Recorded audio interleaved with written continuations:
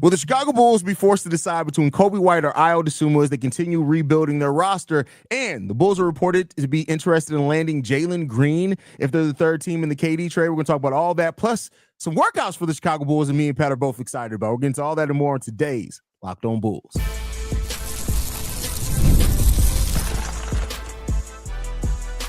You are Locked On Bulls, your daily Chicago Bulls podcast. Part of the Locked On Podcast Network, your team every day.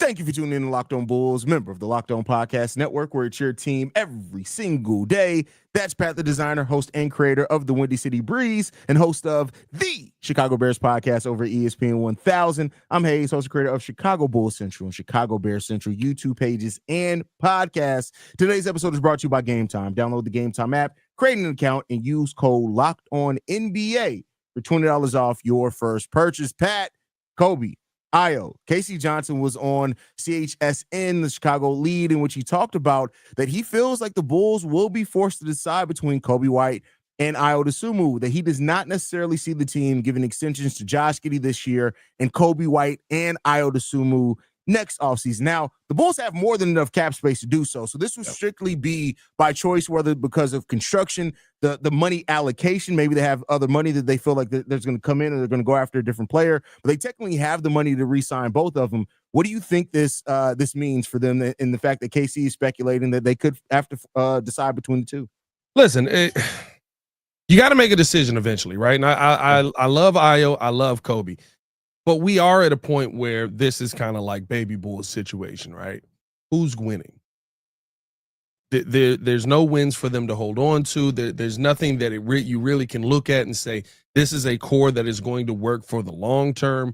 And eventually you have to move on from pieces that are a part of that to try and build up your team in other ways. You have to go in a different direction. We are now, are we 7 years into Coby White's career? 6 years? 6, 7, somewhere in there. Yeah. Somewhere in there. Because think about it, we're in year 5 now of Billy Donovan and AK, and Coby was here 2 years before that. Yeah. So 2019, Jesus. Yeah, going into year 7. That's crazy. Jesus. He's only 20. Sorry. He's only 25 years old. He is 25. Yeah. Coby White's not going to be your star. Coby White could be a really good player on your team. He's not going to be your star. Ayo Dosunmu is not going to be your star. He could be a really good player on the team, but he's not going to be your star. The reason I bring that up is because you're going to have to shift to one of the new people on the team, one of the new players on the team that you are going to be giving money or giving more shots to. You're going to be paying Josh Giddey. We pretty much all but know that. Yeah. And you probably feel like it's time to let somebody else take the reins on this team. Modest seems like he won it. We've seen him at the LA workouts. We've seen what he's been doing in Chicago. I swear they're probably, I think all him and Ayo are doing are streaming and lifting. Bro, that's it. And eating. Because keep in mind, you got to keep up your dietary plan. That's all they're doing. And if you watch the stream, they do be eating on the stream too, bro. That's all they're doing is eating, streaming, and lifting, bro. They be maxing on the stream, bro. But like, the shift is coming where you're going to have to make a decision on one of these guys to allow the other guy to get either more shine or allow the young buck to get his opportunity. And it's time for that move to be made. I get it. We all want to hold on to him, just like we all want to hold on to Ben Gordon. But it was time to move on from Ben Gordon. Yeah. I mean, I said it this way over on the show too. Like, I think most fans like to say, well, while we're trading this guy, we need to be trading Patrick Williams and the ball headed. Huh? No. I say, yeah. Wrong channel. But it's like people need to realize that for so long we've talked about AK holding on to assets too long. That means moving assets that have value out the right time. It's easy just to say, let's trade our trash. But if you're talking about trading and making trades that matter towards the direction of your team or stacking assets or whatever it is, you have to give up players of value. You have to trade at some point players of value, or you're just going to keep all of them. And then maybe in the perfect world, you keep all of them. They all fit very well together. But eventually you're going to have to make a decision on players. Every team has had to do it. Every franchise has had to do it. And it's going to happen at some point. And if we want the Bulls to get the most value back, they're going to have to try to strike where the value is high. I would love Coby and Ayo both to stay here. But I even understand that, okay, I can see a path in which you have to move on from one of these guys to get something back in return, whether it's a future pick or whatever else, to kind of clear the deck and make your roster make a little bit more sense. Listen, Josh Giddey and Coby White figured it out towards the end of last season. Let's hope that they start off this season looking like they did, but let's not act like they're the most seamless fit together. They're not. I hate to tell you that they're not. They had to work on it for like 4 months out of a 6-month season to get to the point to where they're able to play together. Hopefully they've now cracked that and they figured it out. But if they haven't, if you start off next season and it goes back to looking like, these guys really aren't playing the best together, yeah, you're going to have to make a decision there. Yeah, obviously. And I mean, I think, again, I would make the decision before you get to that point. I just think that you need to if you're the Bulls, because it's never going to be hotter for Coby White than right now. Ayo Dosunmu is a tough one to move on from because he's coming off the injury. He is a good player. I think that a lot of people would look at the contract that he's on and want to take Ayo Dosunmu, but facts for the contract, absolutely not going to get as much value. So I think it does lean more towards Coby. But I would not be surprised if we get here and we're into the season and the Chicago Bulls go out and try and see if this thing makeshift works again. I think what makes it tougher too, dog, is the fact that you've got a player on your team that if he continues and gets back on track to where he was last season, he fits perfectly next to Josh Giddey and Kevin Huerter.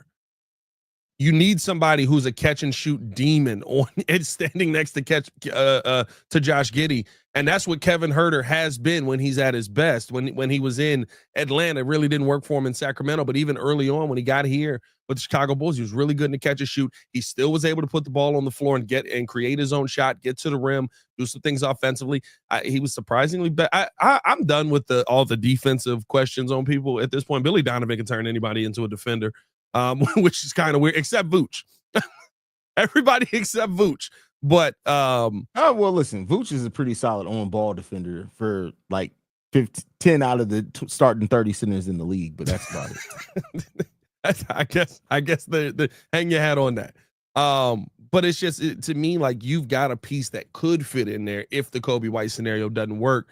But we're holding on to Coby White because 25 years old. Maybe this is a situation that will work. To me, I think you gotta make that decision a little bit quicker.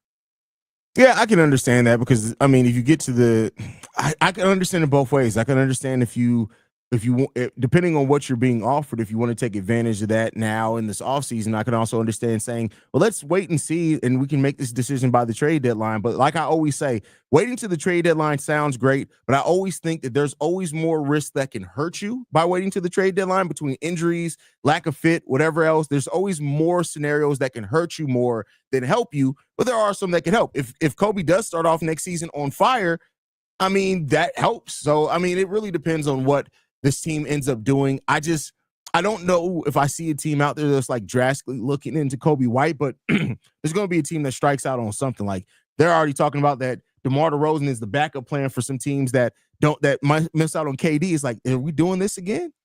Yeah. So hey, yeah. I think right now the risk is not better than the reward. Because even at his best, what is Coby White accomplishing here with this core? Solid team, maybe. Yeah, I mean, it's hard to know because his role has changed so much since he's been here. Like, it's really hard to gauge with Coby. That's part of the interest in like just seeing where Coby is finally coming in with the same role he had the year prior to see what he can be. I mean, I agree with that. I think he's been the one player that's been kind of pulled in all different directions. But even with that, like,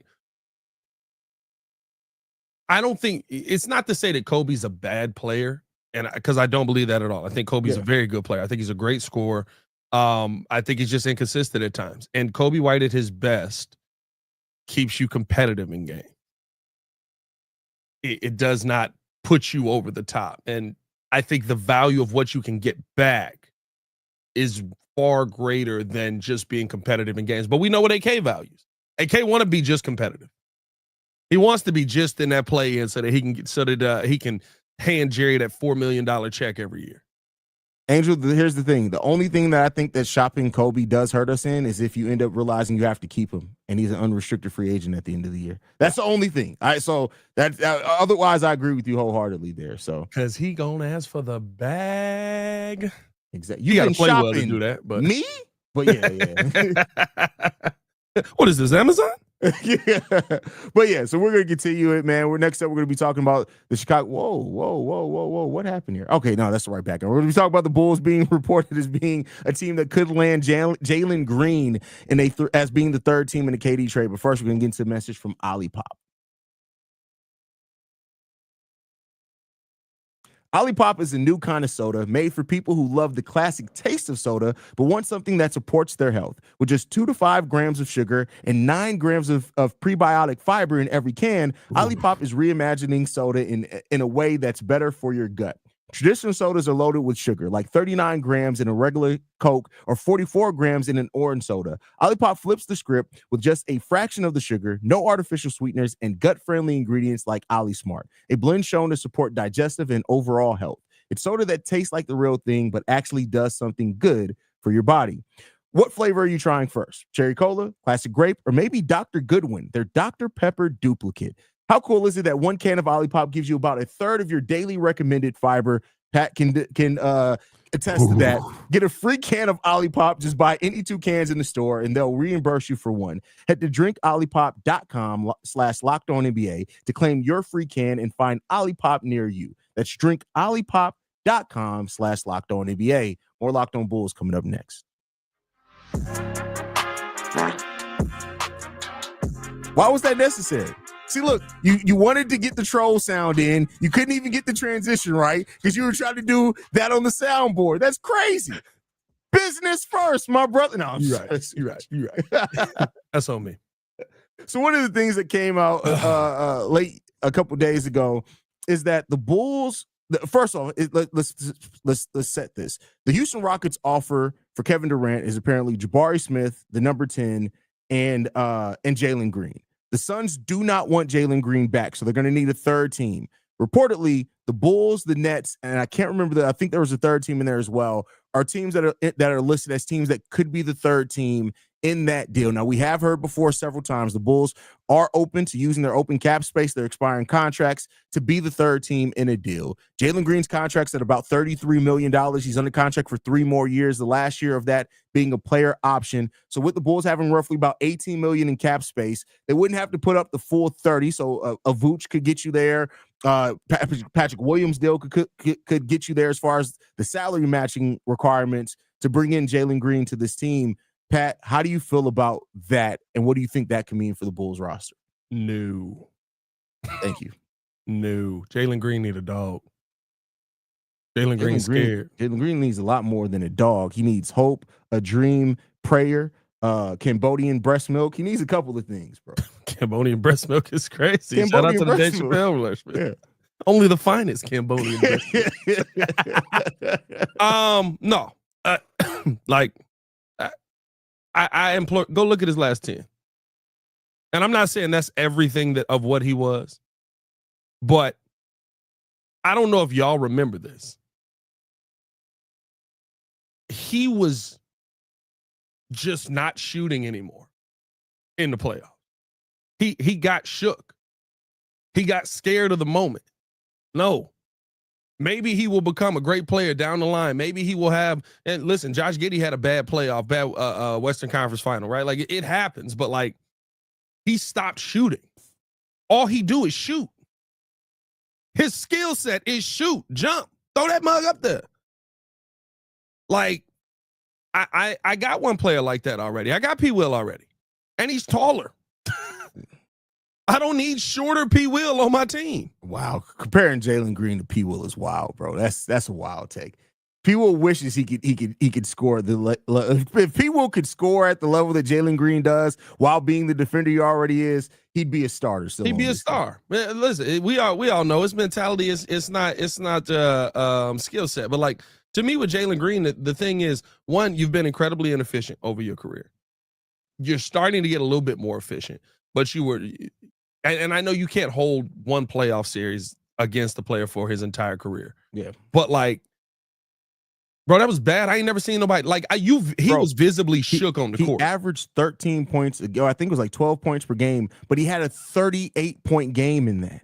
Yeah. You take that away, he's averaging like 9 points in the playoff series. He got scared, bro. And by the way, the game he had 38 points. What'd he take? 24 shots? I don't even remember. 24 shots for 38 points ain't that bad though. No. It was fine. I think he ended up shooting like 14 for 24 or something like that. He didn't take 15 shots the rest of the series. Like, that's not acceptable. Like, I watched. But what about the people for this though, Pat? And I know we're gonna get some responses like this. What about the people that ask though? But Pat, he's young. He still has a lot of room to grow. I get judging him off the playoff series, and that's fair. But what if the upside's there? I'm just asking. Again, I agree with you. I don't want Jalen Green on this team. You got to ask yourself: is the juice worth the squeeze? Jalen Green has been a very up and down player in his time in Houston. It's why Houston is very willing to move on from him. It's why Phoenix doesn't want Jalen Green back. But let me ask you this, Pat. Could we have not have said the same thing for Josh Giddey before we traded for him? Again, just for fairness of the conversation. I don't think there was a Josh Giddey stretch of confidence, or Jalen Green has had a stretch like Josh Giddey did where you could have something to point to that you felt confident in. The 2023-24 season, I think you had that stretch where they won 19 games in a row. You saw that from Jalen Green then. I mean, he was scoring, but it was an incredibly inefficient and he was scoring. Well, no, he was scoring, I think, really efficient. And that was probably his best defensive stretch, too. He played really good defense when Alperen Sengun went down at the end of that season. And we haven't seen it since then. But again, I don't disagree with you. I'm just, we agree on this. So for the nature of the conversation, I'm just trying to offer counterpoints in the case that, like, if you look at that stretch, like that stretch can be comparative to looking at the stretch of Josh Giddey when that year that Shai was out and Josh Giddey actually got to play point guard. Like Jalen Green got to do more things offensively. He played really good. He played some solid defense there. If a team can, if AK was looking at anything, I could see them looking at that stretch and saying, if we can just get 80% of that more consistently, we got us something. Sitting here looking at it now, it very well. I mean, it's kind of who put the comment in there. If you gonna trade for Jalen Green, just pay Coby White. No, agreed. And what as I'm looking at it, it's like he's 2 years younger than Coby White. There you go on that one. But yeah, as I'm looking at it, it's like 7 for 13, 1 for 12, 4 for 12, 7 for 11, 0 for 9. But no, to me, I think that the Jalen Green conversation is fine. But I do think you've got what they say, we got McDonald's at home. You got Jalen Green at home.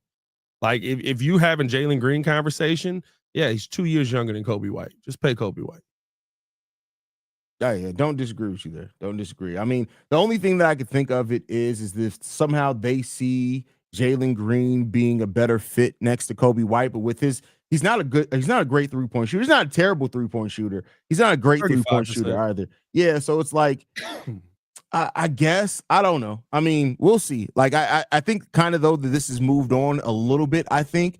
But I think that's the feeling though. Like, you got to go with that though. When you go, I mean, like that's your answer. Like, that's the kind of player Jalen Green is. He's talented, but it's like, It's like, here's the thing, the probability over possibility. There's a possibility that Jalen Green finally wakes up and figures it out, and he's a 24, 25 point per game scorer for 6-7 years in a row. There's a possibility that happens. What's the probability that it happens, though? And that's something that people talk so much about, the possibility. I don't think they talk about the probability. When you look at the way that Jalen Green scores, it's like, to me, I could see him putting up 24, 25 points per game, but it's a Jordan Poole on the Wizards situation. Now, I will say this. His shots off the court, incredibly accurate. Oh, clearly. Buckets. Clearly. Good. This guy's putting up Wilt numbers off. He's hitting a lot of gut shots. Oh, wait a minute. If Drea comes with him, I might consider it. Well, we had Megan Thee Stallion in here, and it didn't help anything. I wouldn't worry about the help. And then Torrey Craig cheated on her and ruined it. Torrey, dang it. Got caught cheating All-Star weekend. He wasn't even an All-Star. Stay at home. Bro, you know what killed me was when it was the one picture with just his handprints on it. It was so much hate in the comments. It was like, I hate Torrey Craig, bro. F this man. How do you do this? You don't even get minutes. That's crazy, bro. Not getting minutes, but out here cheating on Megan Thee Stallion, bro. Not getting minutes, but getting minutes. Hey, man, we're going to keep this thing moving along. Appreciate y'all for showing love as always. Hit that like button, subscribe to the page. Drop a C-Red in the chat if you have not done so. We got to talk about one of my favorite players coming on to do a workout with the Chicago Bears here. Or Chicago Bears, I'm in the wrong sport. Chicago Bulls here. Danny Wolf and Carter Bryant working out with the Bulls. We'll talk about that. But first, we got to tell you guys all about Game Time. There's nothing like the NBA playoffs, the intensity, the buzzer beaters, fans losing their minds. It's the kind of atmosphere you must experience live. And this year's matchups are already delivering. We got a couple of games left in the finals. Maybe Scott Foster is coming out tonight, so you're kind of probably getting the extender. This thing may be going 7 here. Prices on the app are so on point. Game Time makes it fast and easy to get seats, even for the biggest playoff games, with killer last-minute deals, panoramic seat view, and no surprise fees. Game Time is a total game changer. I was just on the app, and Zone Deals were offering 10% off exclusive Zone deals for FIFA Club World Cup matchups. If you haven't tapped in, you got to, because you can see your exact view before you buy. There are no surprises. And with Game Time Guarantee, you know you're getting the best deal if you find better prices in the same row and section. Or they'll credit you 110% of the difference. It makes it so easy for Game Time. Take the guesswork out of buying tickets with Game Time. Download the Game Time app. Create an account. Use the code LOCKEDONNBA for $20 off your first purchase. Terms apply. Again, create an account and use the code LOCKEDONNBA for $20 off your first purchase. Download the Game Time app today. Last minute tickets, lowest prices, guaranteed. More Locked On Bulls coming up next. That was a struggle towards the end there, Pat. What happened? I got a little lung butter going here, Haize. I don't know what's going on here. I mean, listen, it's a cautionary hazard of the job. Yeah. Hilarious. Started my first question to Ben Johnson with a little lung butter, and nobody lets me forget it. It was tough, bro. You got to ask Ben Johnson a question.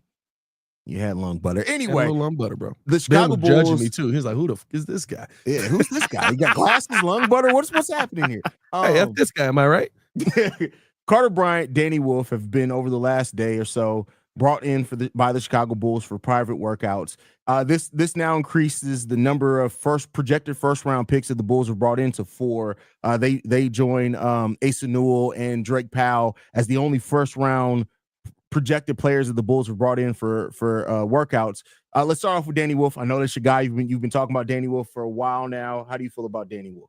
Listen, I think Danny Wolf will be phenomenal on this Bulls team. I think that very surprised, and maybe the Bulls are the team that gets him a little bit higher. But when you're talking about someone who literally does just about everything that you need a big man to do, as far as scoring, as far as rebounding, as far as defensive ability, as far as now, I'm not going to sit here and tell you that he is, switchable 1 through 5, but I think he, excuse me, I think he does a really good job on the defensive side of the ball. Especially around the rim. He was blocking a half a game. He was 9.5 rebounds per game at Michigan, 13.2 points. Just someone who could do everything. And I think there's a conversation to say he wasn't allowed to do some of it. You know what I mean? Like the handle that Danny Wolf has, you didn't see that on display every game. Some games he had to be a big man. So to me, if you're talking about a player that fits, and I hope the workout, I'll be honest with you, I think he should be much higher up the draft board in a lot of these mock drafts.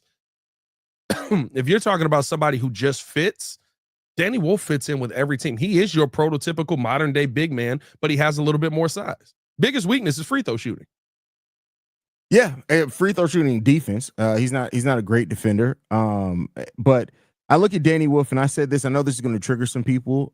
Danny Wolf is modern Vooch that can dribble.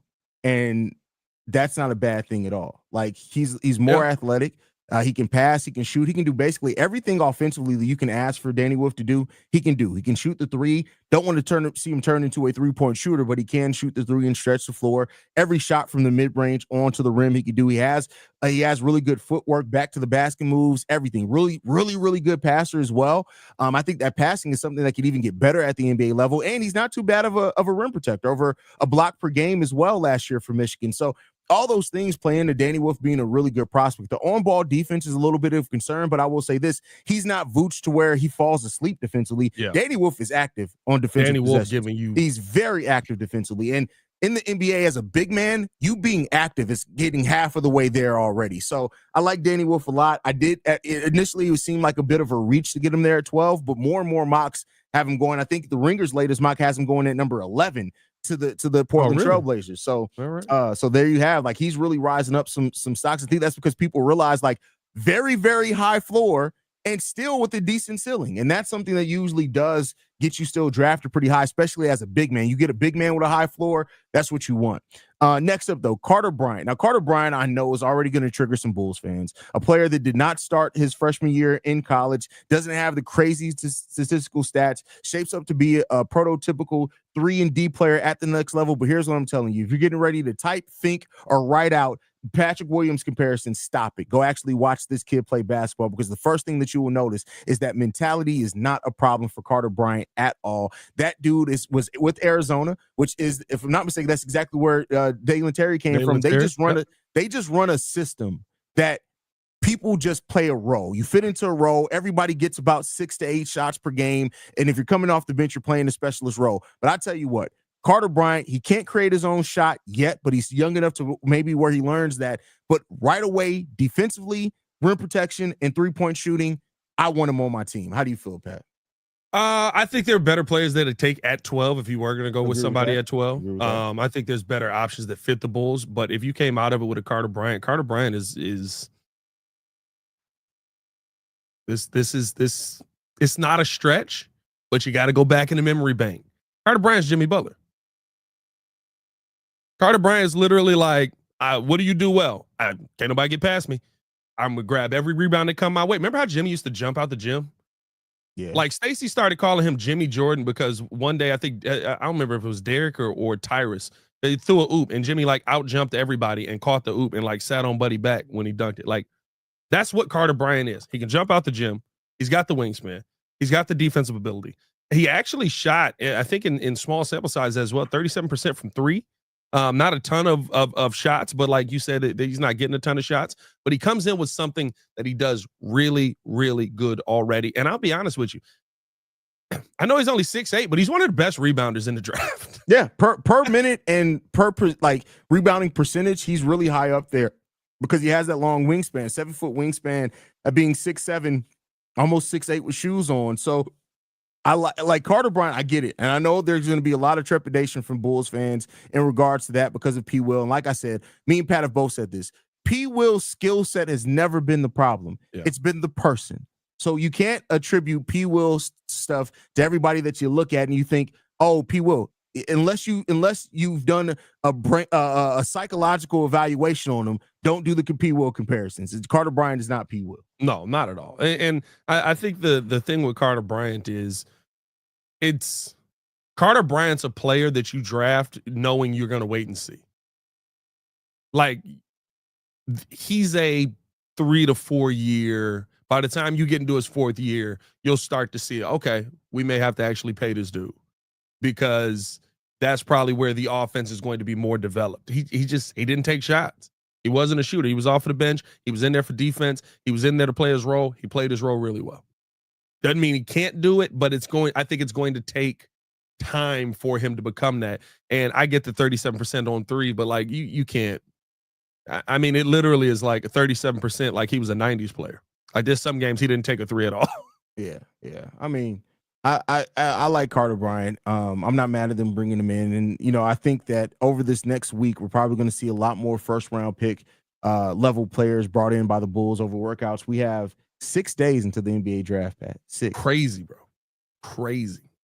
So, like, it feels The NBA season, I guess NFL too. Most NBA and NFL are kind of like this. When the season ends, it's just like, oh, what do we do? Up draft, up mock drafts, up training camp. Like it's quick as soon as the season ends, and then you get your lull where we just sitting there watching baseball. But baseball, Yeah, I think football has more of a lull than basketball, because literally we're gonna go. The draft is gonna be maybe like a week after the finals ends. Like that, there's a chance of that. If it goes 7 games, I think the draft is on the same day Game 7 is gonna be on, or something like this, like the day after, day before. So then a week after that, now that they've condensed the time, free agency starts 2-3 days after the draft. So like we are about to be headed right back into busy season, and so we'll see. I'm glad, man. I think the Bulls have an opportunity to do some really good things. And the question is, will AK actually do it this time, or will he be sitting in there giving himself the stranger? Hey, man, appreciate y'all for tuning in and showing love. Hit that like button, subscribe to the page, leave a 5-star review. Y'all know what to do. Follow us on everything at Locked On Bulls. You can follow me on everything at Pat the Designer. You guys can follow me at CEO Haize. Locked On Bulls is free and available on every podcasting app and platform of your choice, as well as YouTube, the Odyssey app, Amazon Fire TV, Roku TV, Fubo TV. Basically, anywhere you want Locked On Bulls, you can get it. We'll see you guys early tomorrow morning. Peace, y'all. Peace. Stranger catch you off guard?